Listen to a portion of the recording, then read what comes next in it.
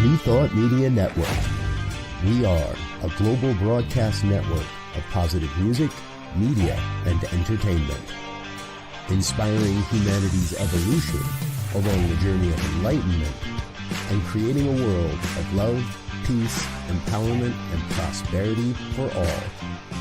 New Thought Media Network. Positively inspiring.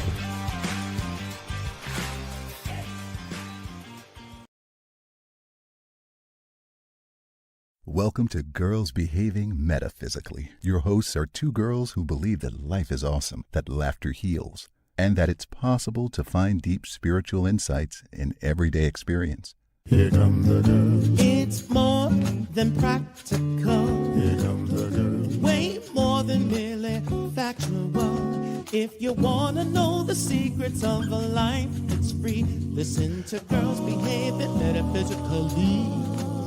Listen to Girls Behaving Metaphysically.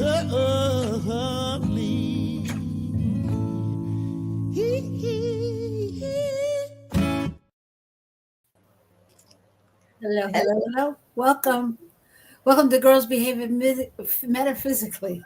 The abridged version. I am Robyn Homestead.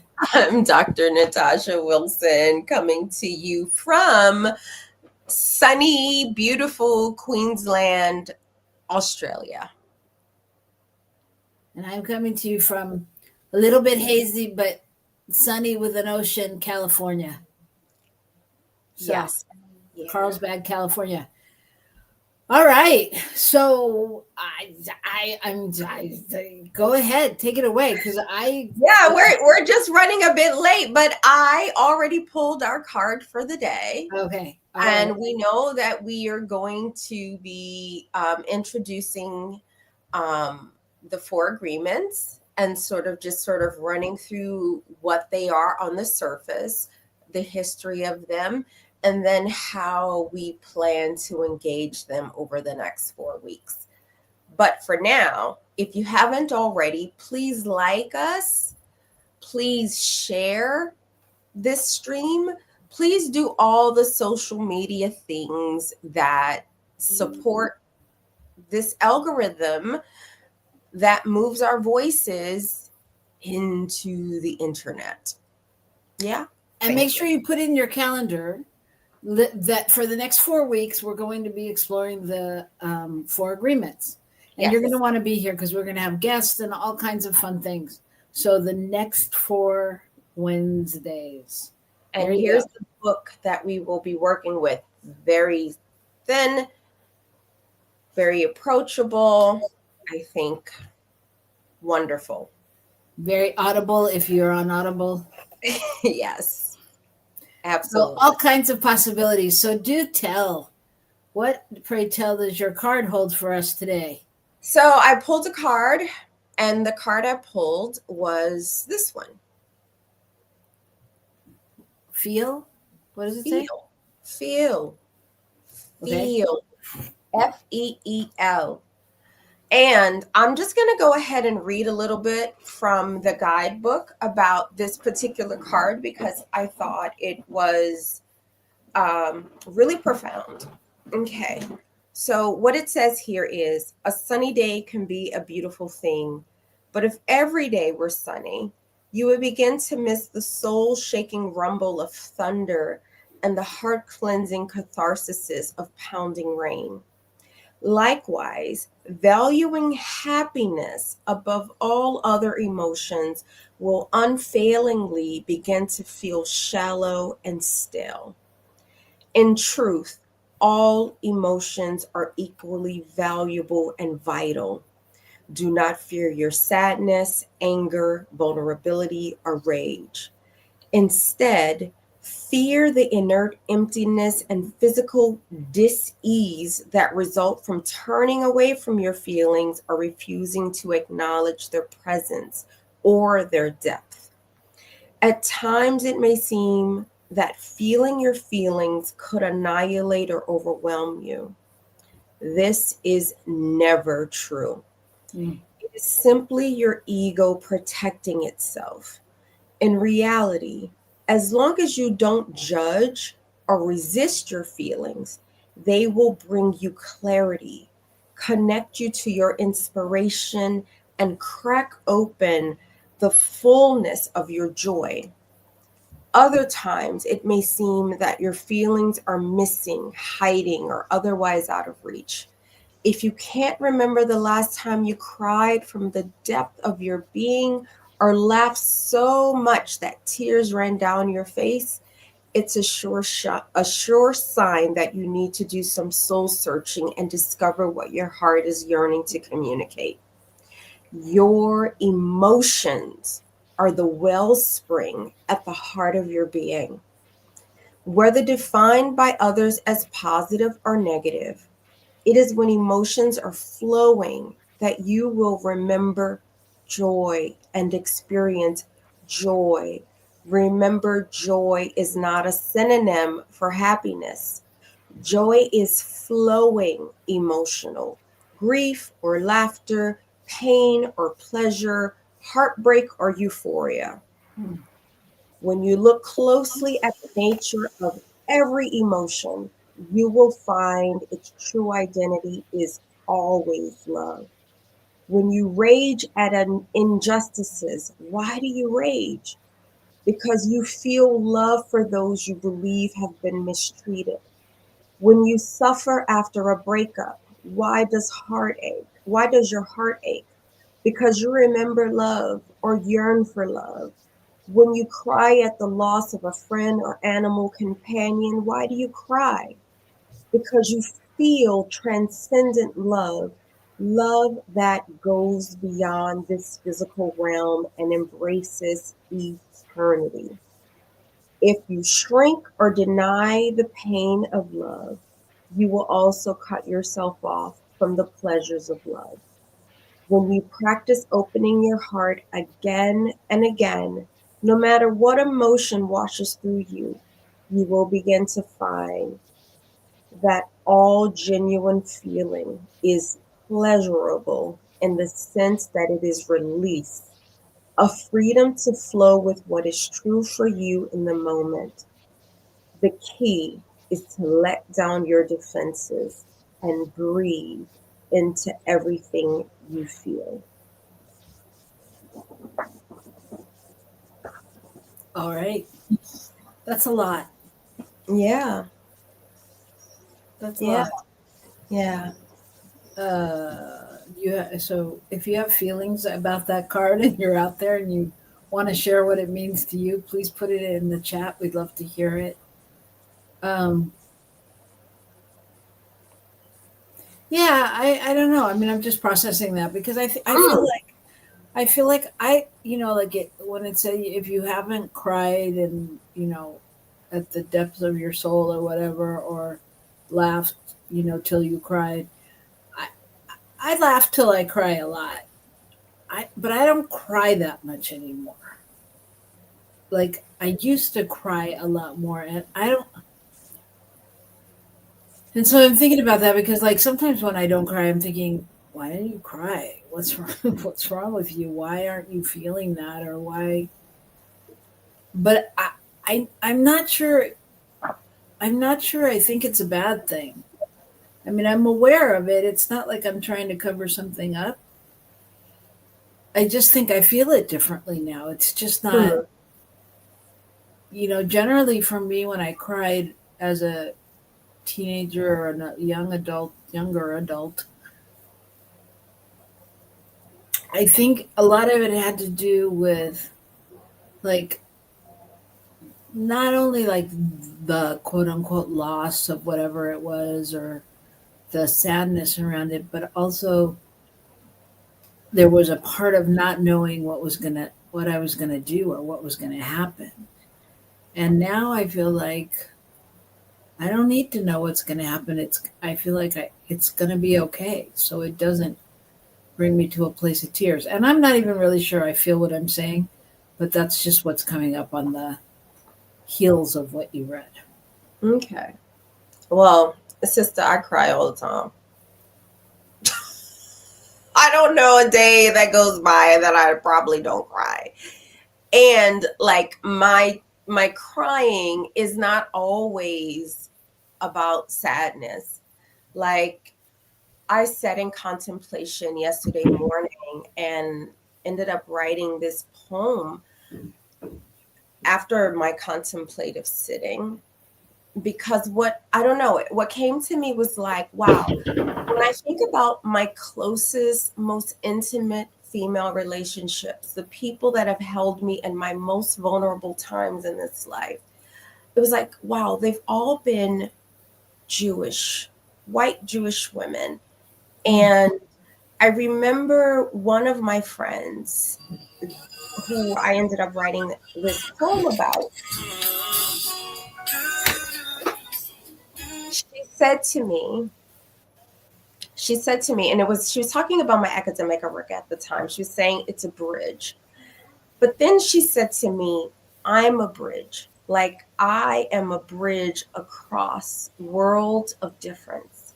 And the poem that sort of flowed really helped me understand why, or perhaps, I don't know, maybe I don't need a why, but really helped to get to the heart of why I've had my closest intimate female relationships have been with Jewish women. And it is because they know diaspora, they know displacement, they know the yearning for home, they know the work of grief and the value of that work. And I cried. I was at the end of my meditation, and there I was on a cushion writing this poem, crying. So, and at the end of the crying, it felt like a release. So I cry a lot. And good. my crying is not always about, rarely it's about sadness these days. So my crying is so much is about remembering who I am, even the decision that I made to refer to myself and my own writing as beloved, sitting with that in my spiritual contemplative time, letting me hear myself call myself beloved, also had me crying. So I cry a lot.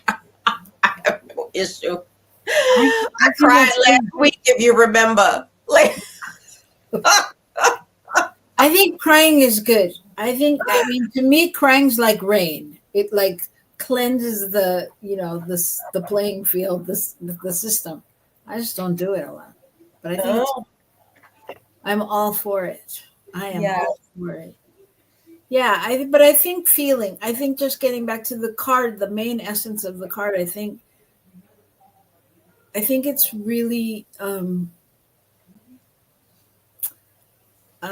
What's coming up is I want to say a delicate art, and to allow yourself the truth of feeling and really being with those emotions and being present for all of that.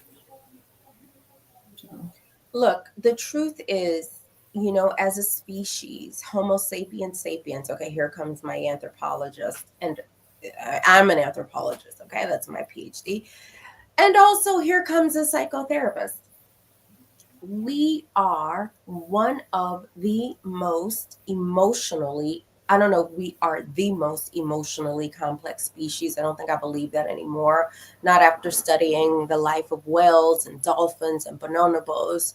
But we are certainly one of the most emotionally complex species. And what we have that those other species don't is speech. They have communication, and they can communicate. What we have is the power of speech. And so I don't think it's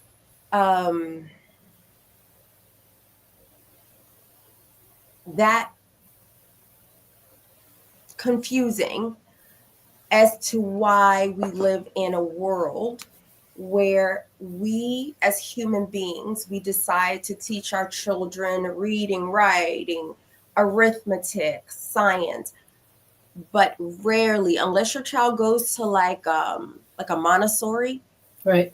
Role of emotional intelligence, right? There is not like one emotion, like in this notion that we need to just feel like this particular set of emotions all the time, but there is intelligence in all the emotions. From guilt, like guilt is an important emotion. It can be productive guilt or toxic guilt. And teaching our children the difference between the two is incredible, right? So, like toxic guilt, you've not done anything to harm anyone. Toxic guilt is about living out someone else's ideas of what you were supposed to do. Mhm. Productive guilt, you've actually caused some harm. And feeling guilty can be helpful to support you in thinking about how to do things differently in the future. I cannot think of one emotion that we have as Homo sapiens that does not have a blessing attached to it. And so feelings, emotions, they matter, not to get stuck in any of them, but to let them move through us like the ocean, like a wave. So I personally really love this card. And what I would say, Robyn, given what you said about rain, the card that follows after this one, the card, I didn't pull this one, but that card is called Summon the Rain. Yeah, well, and just in regards to what you were saying about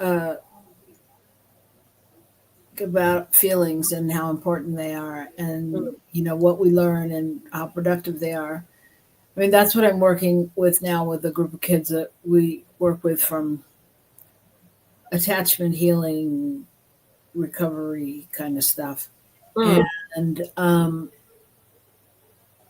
the difference, I mean, the important thing there is the difference between our thoughts and our feelings. And that's a whole show. Yeah. I mean, if we were to couch what you just said in clinical language, that would be what we call like CBT.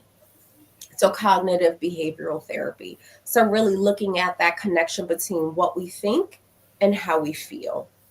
And often our feelings emerge or are activated because of something we're thinking. Yeah. And yeah. But even before you get to that, to the technical, just realizing, like, as a young person, if I have a thought like that I'm ugly and I'm never going to amount to anything, can they differentiate between that and a feeling, the feeling it brings up? I think we do that as adults. We get stuck in our story and think that that's the feeling place. Yeah. The thing is, here's what I've come to understand about the nature of feeling. Because thought moves really fast, but feelings have this tendency to linger. So sometimes through feeling, we can reconnect to the thought, right? Because the thought has probably already like moved on or is moving, but the feelings tend to linger. So if I had this thought that like I'm ugly, which then creates feelings that might be connected to a lack of belonging, a lack of lovability, those feelings can help me identify the thought, and I can address the thought. I can sort of correct the thought. I can't necessarily get rid of it because that's not how the psyche works. We can't just be like, oh, let it go. Psyche doesn't work that way. If I could just let shit go, oh, my life would be so different, right? So we can't just let it go. But what we can do is engage the distorted thought. So, of course, you're lovable. Of course, whatever your looks are, they're yours and they're unique and divine. So how can we place those thoughts in? And what I've noticed that happens when I'm engaging, whether it's CBT or DBT, is the old thought that creates these feelings that are less than wonderful, that old thought over time atrophies when we start to practice the new thought, which is why I love that we are new thought. That's what we do. New thought. It is what we do. All right. So this is, again, this could be a whole show. We could put it on the list of show things, thoughts and feelings. But for now, we only have about another 20 minutes. So are we taking a short break? I think we should take a short break, and then we can come back and talk about the plan for the next few weeks. Okay. Regarding our 4 agreements. All right. So you want to know about what's coming up next, or the 4 agreements. We're going to start next week, and we're going to tell you all about that. And I'm giving my producer time to get ready. So we're going to go to a short break, and we'll be right back, and we'll talk about the 4 agreements. So come right back here to New Thought Media Network. See ya. New thought.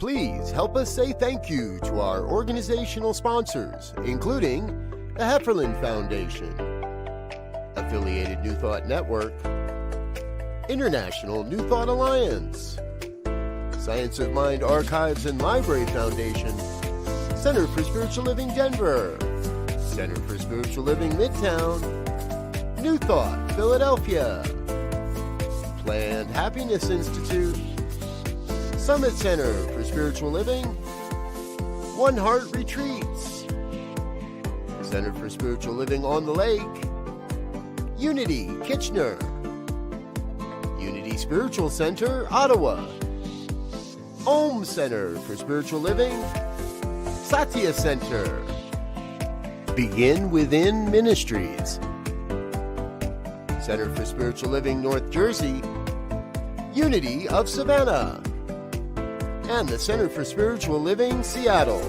as well as all of our individual donors. Thank you for being part of the New Thought Media Network.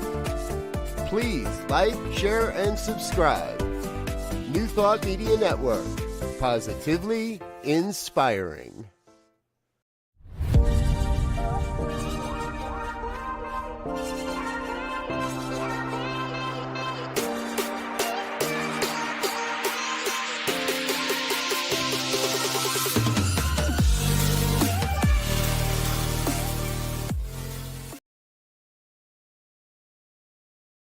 Welcome to Girls Behaving Metaphysically. Your hosts are 2 girls who believe that life is awesome, that laughter heals, and that it's possible to find deep spiritual insights in everyday experience. Here come the girls. It's more than practical. Here come the girls. Way more than merely factual. If you want to know the secrets of a life that's free, listen to Girls Behaving Metaphysically. Listen to Girls Behaving Metaphysically.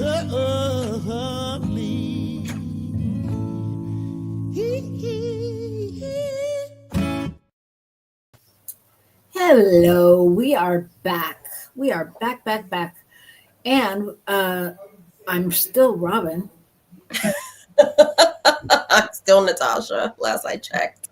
Okay, and that's who we are. We are Girls Behaving Metaphysically. So we are here today talking about a couple of things, but right now we're about to talk about the exciting stuff coming up over the next 4 weeks.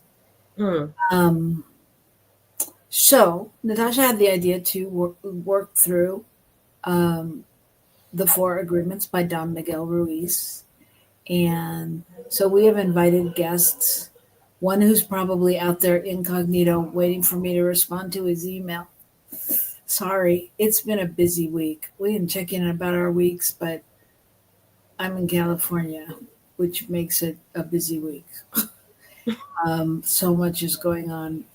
So I will respond to Dr. Raymond, who I would love to be here on, I think I think it's the final week. I have to look, but I thought he would be great for that week. We have 4 weeks coming up. And for those of you who don't know the book, you should get it. It's really great. And as Natasha alluded to a little earlier, it's not a big book. It's not a heavy reading book. It's a book about by Don Miguel Ruiz, introducing like the Toltec civilization and describing the, his lineage of the spiritual masters and seekers of truth and the important values. Would you say that's true? I would. I think also what he does in the book is also talk about not just a history, but how these principles have been spiritual guides. Yes. For thousands of years. And what I love about them is that they deeply and so beautifully dovetail with the principles of New Thought, right? Absolutely. The very first one to the fourth one. And you didn't mention there's a fifth one, but we're not going to deal with that yet, right? Just these four, they dovetail so beautifully with the perspectives and the principles of New Thought, how we think about ourselves, how we speak about ourselves, how we speak about the world, how we think about the world, and the profound impact that has on our experience of what we call reality. Yes. Yeah, it's really it's a very powerful book, but yet it's gentle at the same time. That's right. And it really just, as you said, talks about that's the thing with New Thought. Of course, it dovetails with New Thought because New Thought is ancient wisdom. There's nothing new about it. It's ancient wisdom and things that have been passed down through generations. So it does all of that, and I love when he talks about, like, in the beginning, just how he explains how humans are domesticated from childhood and conditioned by societal rules and expectations and fear, and as you said, which leads them all to limiting beliefs or emotional suffering or whatever beliefs they hold. And so we're going to explore those, and we're going to take them in bite-sized pieces. So the first week is be impeccable with your word. Discussing that next week. Be impeccable with your word, where our guest will be Dr. Cynthia Ambrose. And this show will be able to just delve into what that means to be impeccable with your word. Avoid the judgments or using gossip or just being aware and alert as to what your word creates. That's right. That whole principle of being impeccable with your word. I guide clients through this, and we sometimes use it as a framework to develop a shared language. And so a lot of people think, being impeccable with my word just means doing what I say I'm going to do, right? Following through on what I say. And yet, from a Toltec perspective, being impeccable with your word means understanding the magic and power of your word.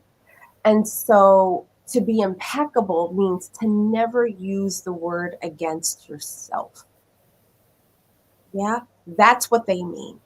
So, as I even continue to practice this, I think I was telling you, I wrote this poem to my friends, some of my closest friends. And what I realized while I was doing my contemplative work and writing that poem is that I've gotten into the habit of referring to myself as beloved. Mm-hmm. And referring to myself that way puts me in alignment with this first agreement. Mm. I use the word for myself. I use the power. In the beginning was the Word, and the Word was God. In the beginning was the Word, right? Yeah. So we use the power of the Word. Well, the way they talk about it in the book, or he talks about it in the book from the Toltec perspective, is the Word is magic. The Word has the power to create entire realities. Yeah. Yeah. So I'm really looking forward into delving into that so much. Yeah, that's great. Mm. The second week is don't take anything personally. And that is personally my favorite. Simply because I think that's where I have the most work to do. Mm. Because it's a big thing for me not to take it personally, because I'm an empathic person and I take everything personally. So maybe we'll spend 2 weeks on that one. Maybe, who knows? I'm much better at it now, but I mean, it's really realizing it. I mean, following that, being impeccable with your word, really realizing for me that nothing anyone else does is because of me. Nothing.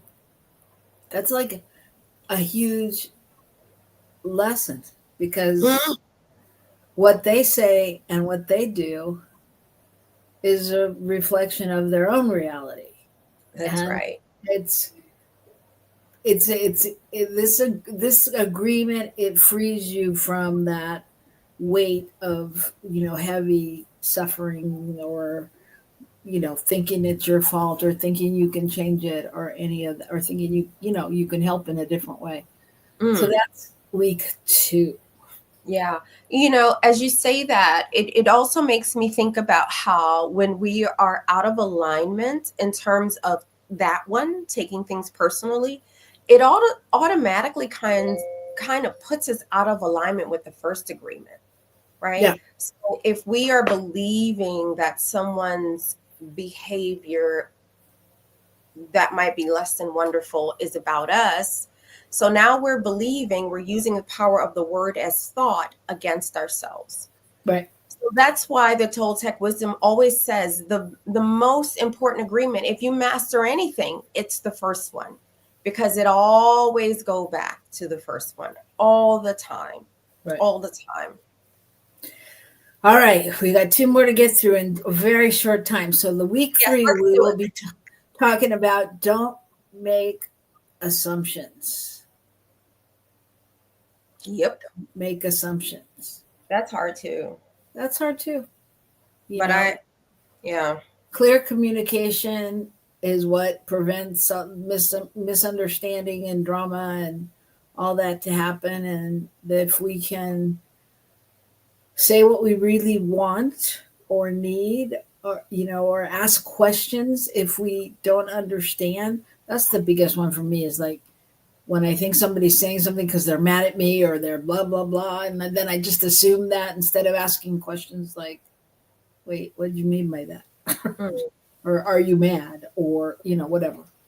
So asking questions and expressing what you really want, not making assumptions. Yes. And I'll just quickly say, because we're not perfect at this, but if we stay in alignment with that very first agreement, which the Toltec wisdom master said is the most important of all of them. So if you're going to make an assumption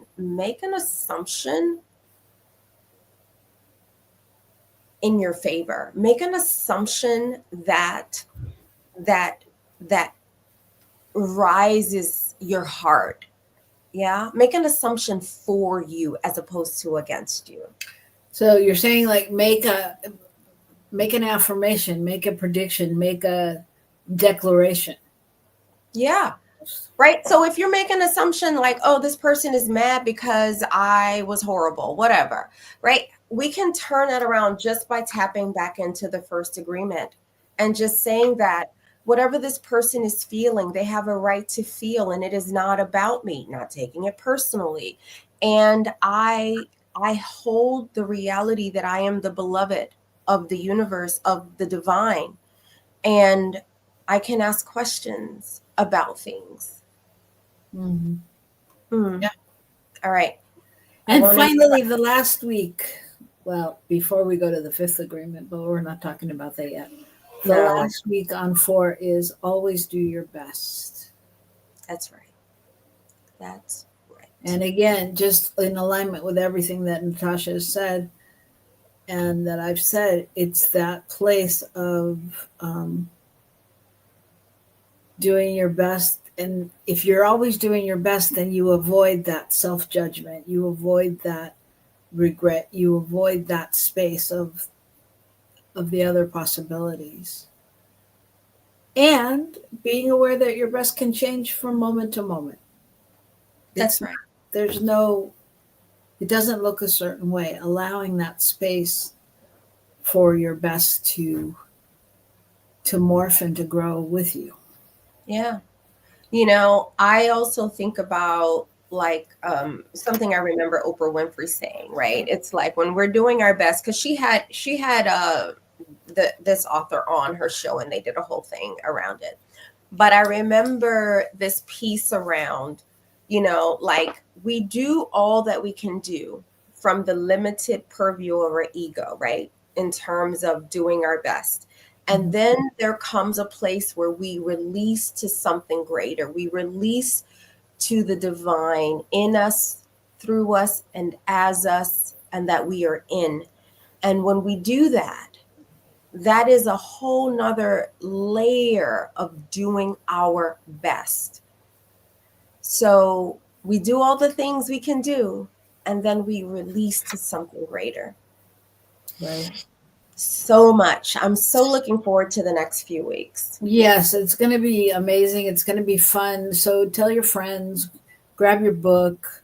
You know, we'd love to hear you share your stories and your examples as well, or something from the book that's moved you, if there's a quote or something that was said.